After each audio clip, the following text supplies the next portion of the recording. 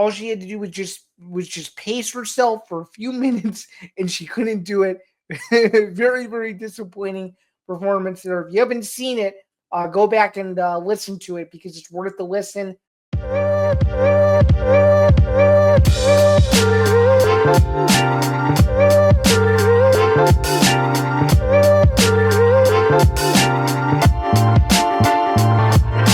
Welcome back, everyone. This is Bando's Breakdown. It's good to be back with these regularly. It is episode 52. My name is Zain Bando. Again, thanks so much for joining me. It is Friday afternoon at the time this is being released.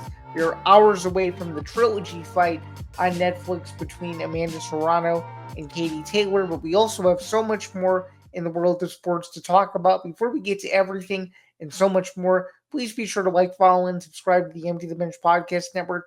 It would be very, very much appreciated if you did so. You can do so at youtube.com/ETB Network, and you can also listen to Bando's breakdowns and every other show on the network, wherever you get your podcasts, whether that's Spotify, Apple Podcasts, Acast, and so much more. Again, for those of you who don't know me, my name is Zain Bando. I'm a sports journalist and ETB Network co-host.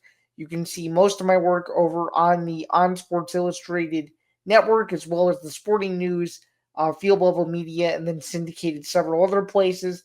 I host this show. I'm a co-host of the MMA Outsiders on here. You'll also see me frequently do Bando's Blitzes, Zinger Part 2s, and all that kinds of other stuff as well, just to kind of diversify the content portfolio, if you will. So just stay tuned for more of that to come as we get into the busier portion of the summer, which is going to be very busy across the sports landscape, regardless of how you look at it. So just something to bear in mind there as well. With all that being said, though, that's going to do it for a brief housekeeping note, if you will. So let's get into it here. What we're going to be talking about. Zan's overview today. It's going to be a mix of combat sports, college football, some sports media drama that I haven't touched on just yet, and a few other things. So it should be a fun show today. Should keep it nice, short, and simple for you guys to keep it moving. I like this show to be for people who have short attention spans and just can kind of get in and out. You can pop in your headphones, listen to me during your run or during your break at work or whenever you have time to do so. I want this to be a quick and easy listen for you to get your doses of sports out the right way. And to me, doing that is not having a long show where you have to sit through 2 to 3 hours of me rambling. I want this to be quick, simple, and easy, which is something I've always preached on this very show since the beginning. I started this show in April of 2024, and to hit 52 shows now is phenomenal. And thank you again, and for all of your support. Thank you to the loyal listeners, and thank you to those who follow across the socials. I appreciate you, and if you haven't done so, please be sure to tap in.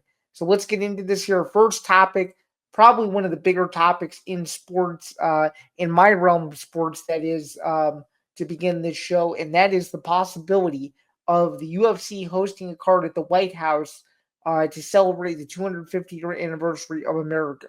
And before I get into this and before I go a little deeper, this is not politically driven. I'm simply talking about this because this is news, given the relationship between Trump and White, as well as what I think it could mean for the UFC if they could get something like this done and completed. Because I think a lot of people would be interested in seeing how this all plays out, and if the UFC were to get it done from a logistical standpoint. So let's talk about this for a few minutes here. Let's talk about what I think of it. Let's talk about what it may look like. And let's also get into some more figures as to what the UFC might have to do in order to make this a possibility. Continuing on though with that, we're going to get deeper into this now. So again, it would be July 4th if they were to do it. July 4th is Saturday next year. Traditionally, that's not when UFC events, at least in this era, take place. In the old UFC era, when it was on Spike TV and stuff like that, you would have a 4th of July weekend UFC event. Now, 4th of July is normally an off weekend for the promotion.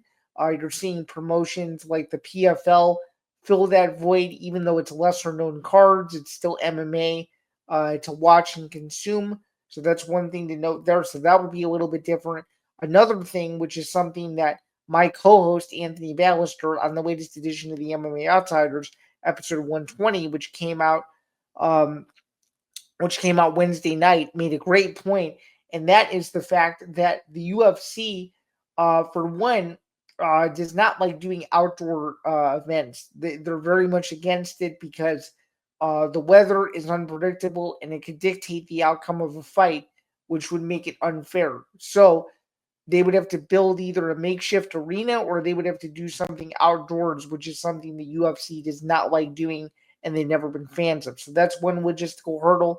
They want to hold between 20 and 25,000. Logistically, can security handle that? I don't know. I think if I were to be honest with you, I don't think it can. That's another thing. And then number three, another issue that you're going to run into is tickets. Can you make tickets affordable? And if you can't, is it going to be an invite only sort of situation where you have to be specially invited to go see this card, just given the prominence of it. So in talking about who they would have on the card, and I think someone who I don't believe got this nailed this on the head per se. I don't think he nailed it on the head at all. And I'm just going to be honest. There is Zariel Wani. He made a very, very pessimistic, excuse me, he made a very, very, very pessimistic comment, about a week or so ago that maybe this event will feature, you know, kind of like guys on Contender Series and stuff, like a showcase card. I'm sorry, Ariel, that's not happening. The UFC will not host a showcase event at the White House with names that nobody knows. So that's out the window for sure.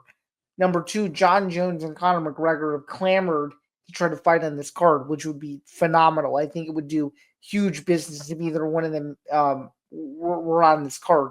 But I do think it needs to have an American feel if you're going to do this. I think an American needs to be in at least in every fight, that's on the card. There needs to be an American versus somebody, whether it's an American versus an American or an American versus a British guy or whatever. I think an American needs to be put on this card, and I think it needs to be done the right way. It needs to be done with mainly United States-based talent, and hopefully the UFC can have an American champion by July, because right now Kayla Harrison is the only American UFC champion in the promotion. The male divisions, every single champion right now is international, so the UFC's got to hope that maybe the tide turns and an American can win a UFC championship. So that's another thing. And then finally, before we move on to some other topics, we're going to move on to some college football. Shortly after this is the fact that who would air it, because the UFC's broadcast rights for ESPN expire at the end of the year. So the UFC by this time is going to have a new media rights partner, whether they remain with ESPN or not.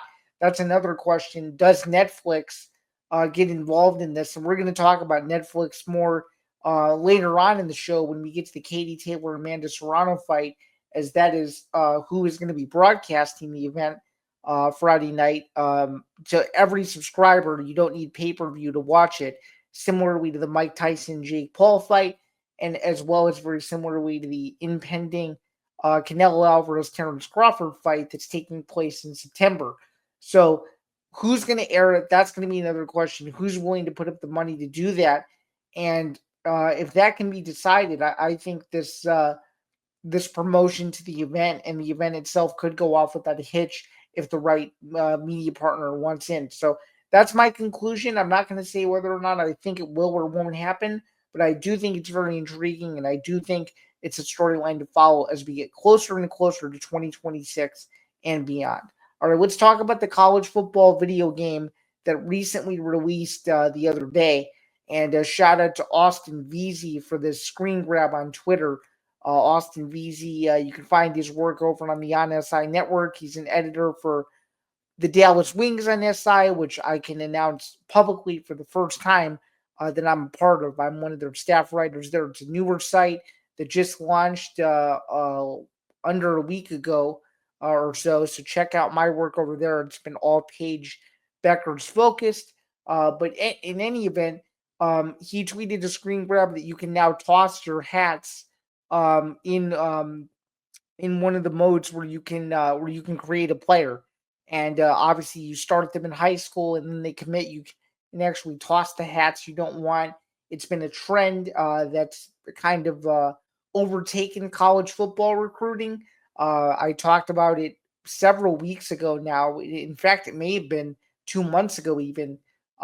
Yeah, Trey Taylor throwing his hat after his Nebraska commitment when it looked like he was going to go to Illinois. That was one of them, and then there were a couple others as well where there's been hat tosses that have gone into it. I think it's a cool element of the game. I think it's very realistic, and I think EA is trying to do the best job they can to paint a picture of college football that's relatable to the main landscape. So NIL, the transfer portal, hat tosses, the college football playoff, taking a team and trying to rebuild it, all that stuff. I think the game is very compact. I'm excited to play the game, and I think hat tossing is just another fun element to this whole thing that I think is going to entice people to buy the game, even if they hadn't already pre-ordered it yet. So just something to bear in mind that at the time this is being recorded, you can still pre-order it, but at the time this is coming out, the game will have already been released. So if you pre-ordered it, congratulations. If not, you can get it for a little bit cheaper. You just won't be able to get the bundle, which includes Madden and college football 26 included in your package, if you will. So there's that. All right, moving on to some more Illinois content because why not? It's fresh news. Bret Bielema and Illinois was given an Indiana label by Fox Sports' Joel Klatt. And what I mean by that is he directly compared Illinois to Indiana from this past season, which really angered a lot of Illini Nation, myself included, because it was two different scenarios. Indiana had a brand new coach this past season in Kirk. Illinois has Bret Bielema, who's been there since 2021, has single-handedly rebuilt the program into what it is right now. 10-3 season this past year, a 5-win improvement from 2023, winning the Citrus Bowl against South Carolina.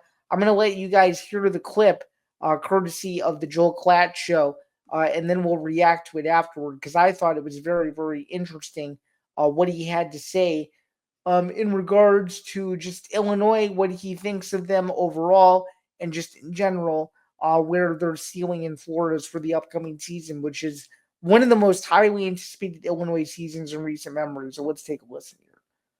Okay, here we go.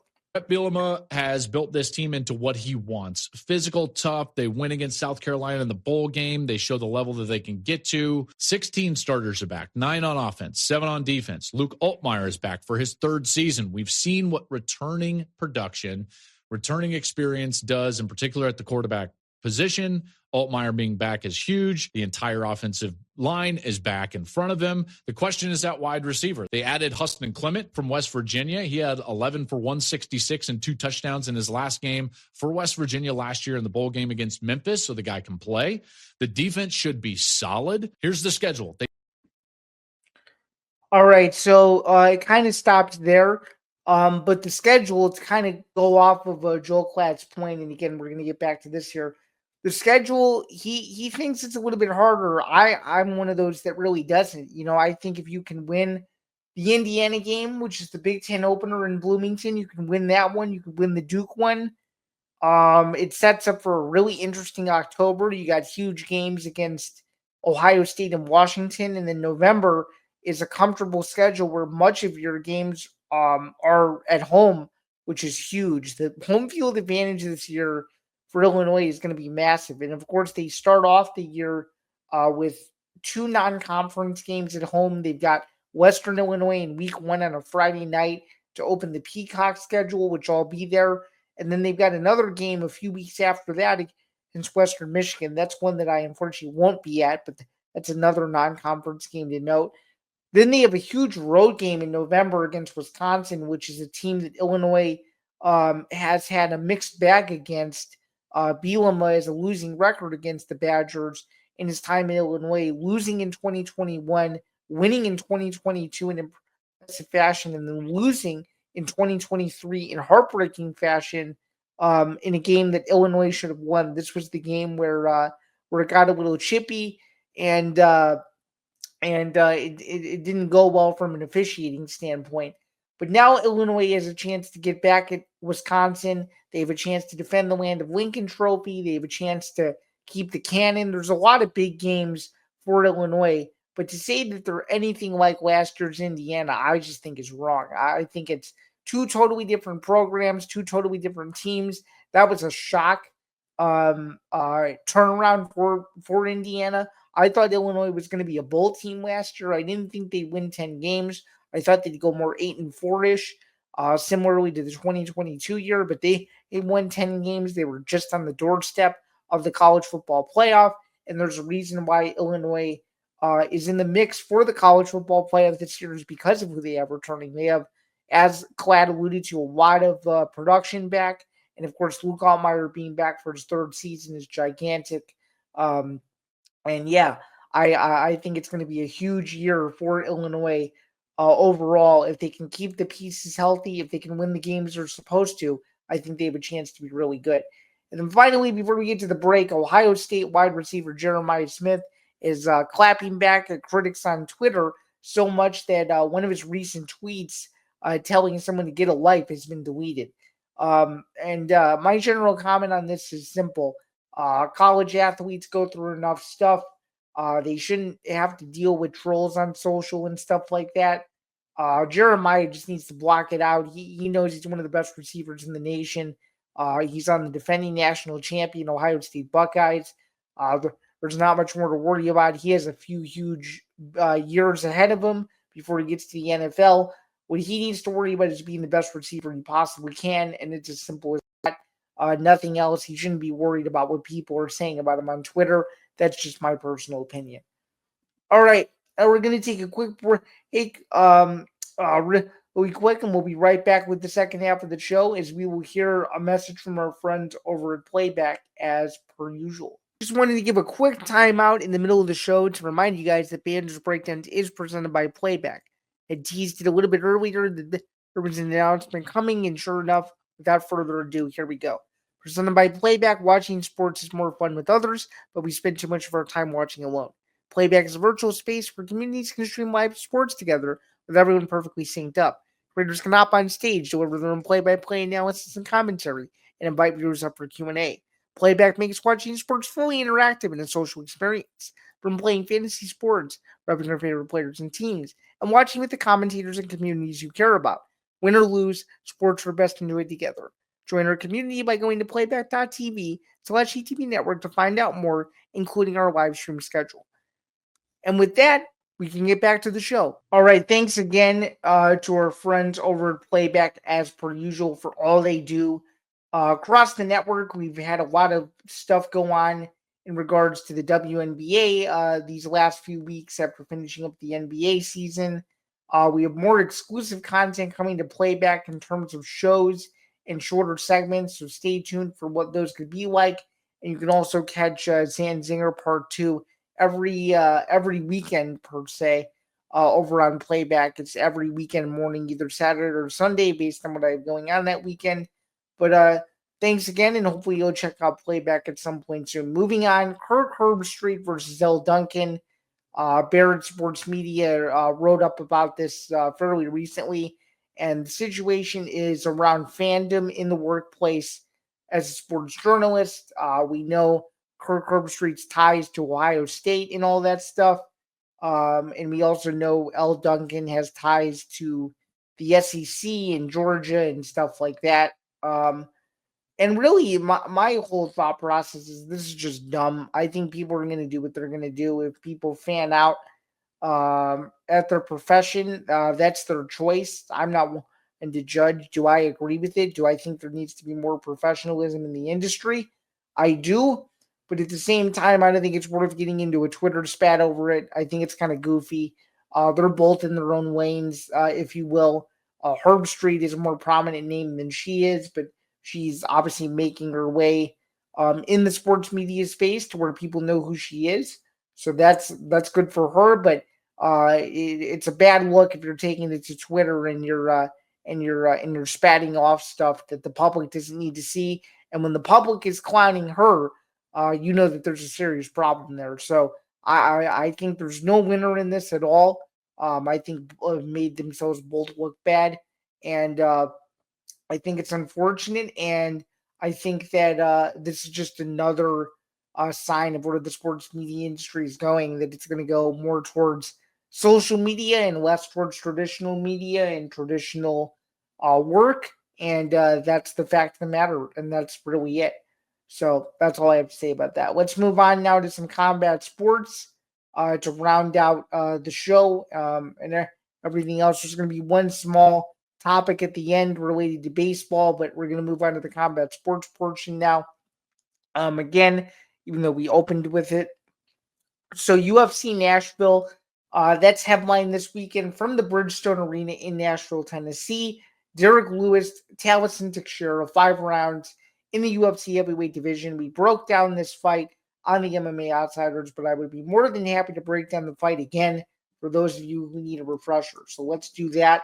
Courtesy of our friends over at Tapology, 6 p.m. Eastern start for the prelims, followed by the main card. The entire card can be seen on ESPN Plus and ESPN in the United States, meaning ESPN Linear. So the entire card is on TV. Again, main event, Lewis Teixeira, 28-12 versus 8-0. Let's take a look at the tail of the tape here for this fight. We're still picking Derek Lewis to win the fight. He's a plus 200 underdog, though. Plus 200, 40 years old, just past 40 years old, about 5 months past 40. Fighting out of Houston, Texas, as part of the Silverback Fight Club. Taliesin Teixeira burst onto the scene earlier this year with his most recent UFC outing and looked really good doing it. He's 8-0 and has devastating knockout power. Let's take a look at what he's been able to do so far in his body of work. All right, so he's fighting out of San Jose, California. His lone UFC fight was against Justin Tafa back at UFC 312 in February, a dominant win there, winning by first round TKO in only 35 seconds after defeating Arthur Lopez on Dana White's Contender Series last fall. That was last September to run his record 8-0.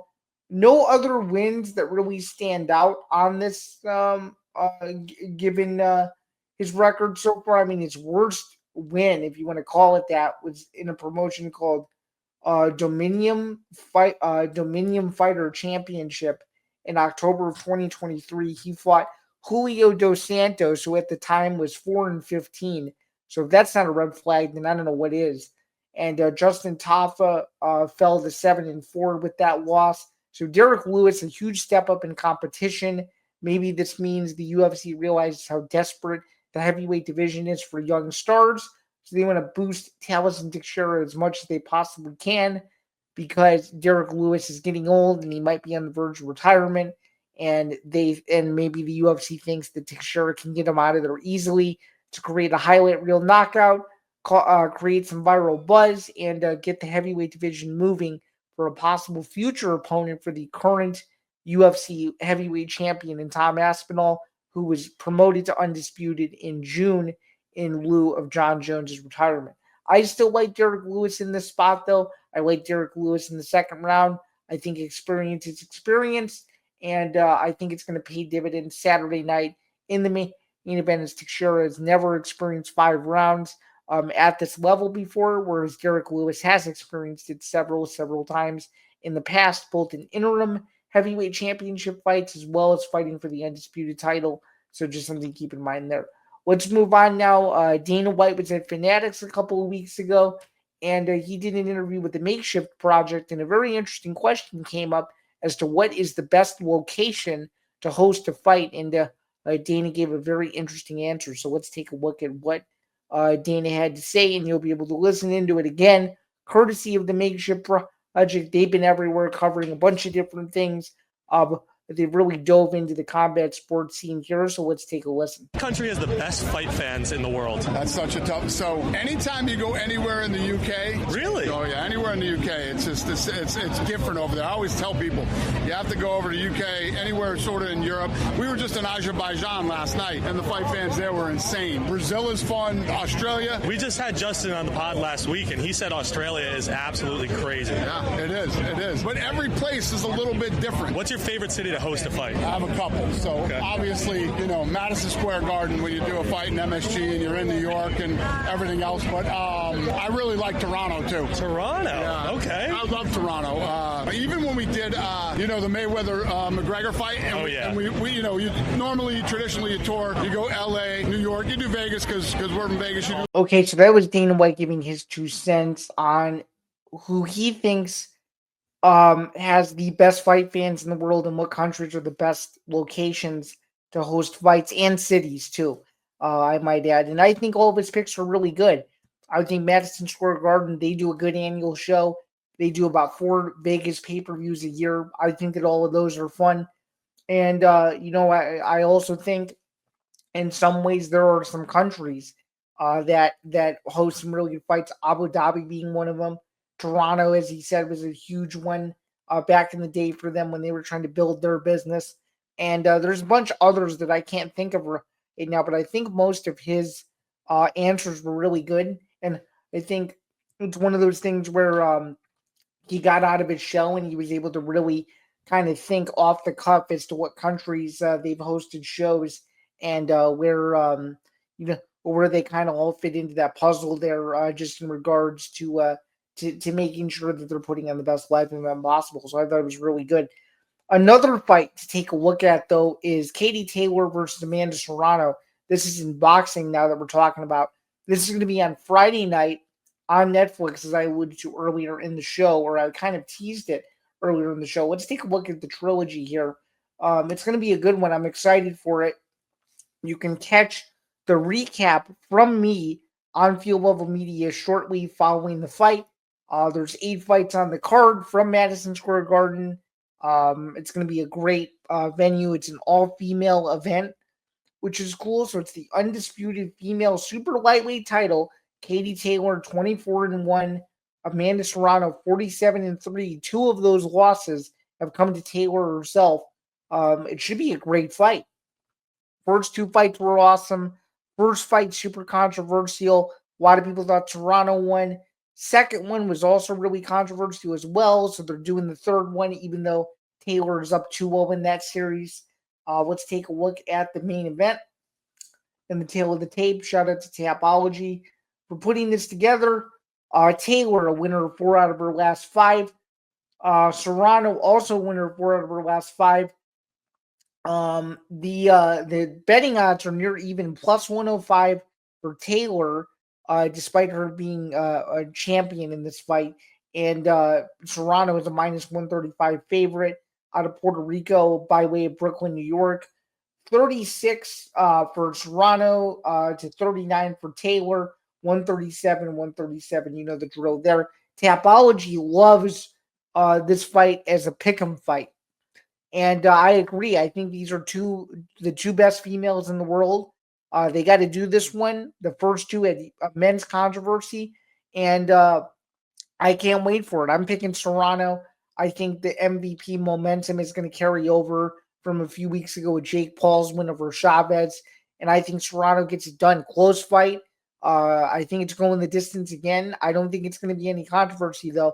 I think Serrano wins this one in a close one. I think it's going to be,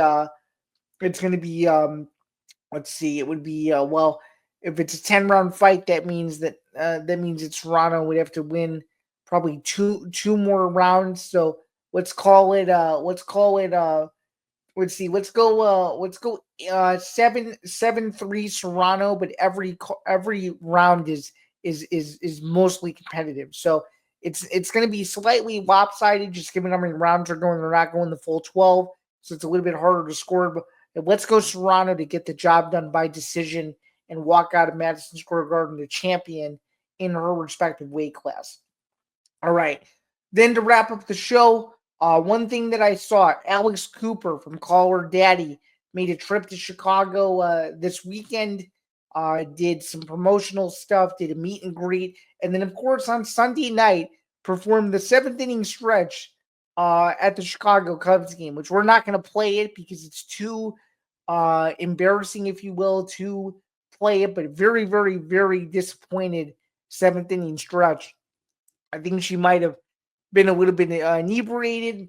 Unfortunately, her first pitch wasn't very good either.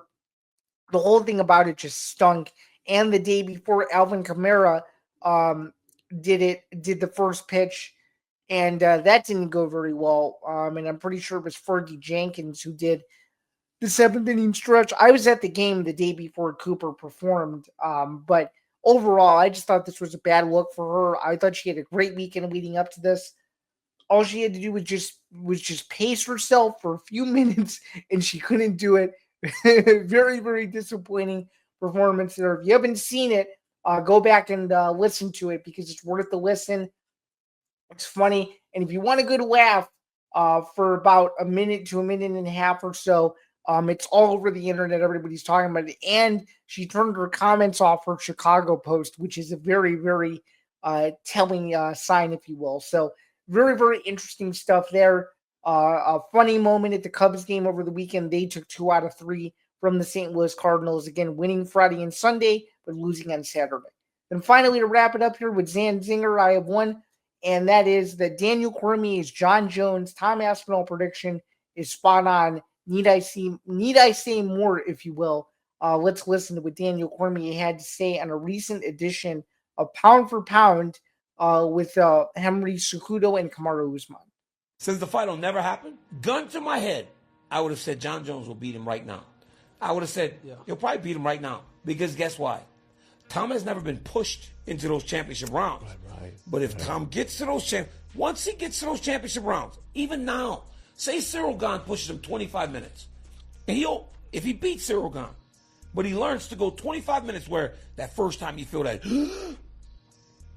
I gotta get up off that stool after the 3rd round. Yo, Tom hasn't gotten off the stool for a 3rd round. You needed to fight Tom now when he doesn't have that experience, especially as John Jones. Yeah, so I agree. I think it's a missed opportunity for Jones to not fight him at this point, given that Aspinall has not gone the full distance. And there's not much more I can say about that. The fight is still a dream, ladies and gentlemen. It isn't close to a reality. Whether you like it or not, John Jones re-entering the testing pool, it's only smoke and mirrors at this point. And there's not really much more I can say about that other than the fact that Daniel Cormier is a wise man and he has a point. So that's going to be a good way to end it. There are no errors this week, as per usual. Very happy about that. So that's going to do it for Bando's Breakdowns, episode 52. My name is Zan Bando. Thanks so much for tuning in. I really, really appreciate it. This was a great show. Please, just as a quick reminder, listen to Bando's Breakdowns wherever you get your podcasts. It would be very, very much appreciated. And, of course, just as one final reminder, if you need to subscribe, Road to 1,000 continues, youtube.com/ETB Network. Thank you again for tuning in, as always. I hope you have a great weekend and everything else in between, and we will be back with episode 53. Have a good one, everyone.